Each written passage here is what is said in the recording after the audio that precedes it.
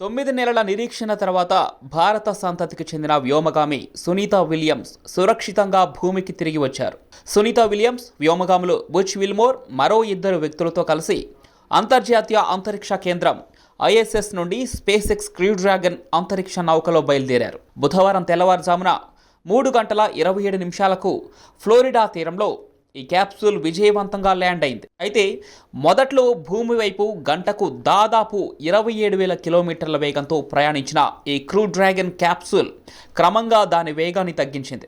గంటకు 186 కిలోమీటర్ల వేగాన్ని చేరుకున్న తర్వాత 4 పారాషూట్లు మోహరించబడ్డాయి. అక్కడే ఈ నీటిలో ల్యాండ్ అయ్యే సమయంలో ఈ క్యాప్సూల్ చుట్టూ కొన్ని డాల్ఫిన్స్ సందడి చేయటం ఇక్కడ వింతగా ఉంది. డాల్ఫిన్సే ఆ సునీత విలియమ్స్ మరియు బుచ్ విల్మోర్లకు భూమిపైకి స్వాగతం పలుకుతున్నాయన్నట్లుగా ఆ క్యాప్సూల్ చుట్టూ డాల్ఫిన్స్ మోహరించాయి. పదుల సంఖ్యలో డాల్ఫిన్స్ సందడి చేయటం వీడియోలో క్లియర్గా చూడొచ్చు. అయితే ఇక ల్యాండ్ అయిన సమయంలో అప్పటికే రెడీగా ఉన్నటువంటి రెస్క్యూ సిబ్బంది సునీత విలియమ్స్ మరియు బుచ్ విల్మోర్తో పాటు మరో 2 వ్యోమగాముల్ని సురక్షితంగా రీహాబిలిటేషన్ సెంటర్కు తరలించడం జరిగింది.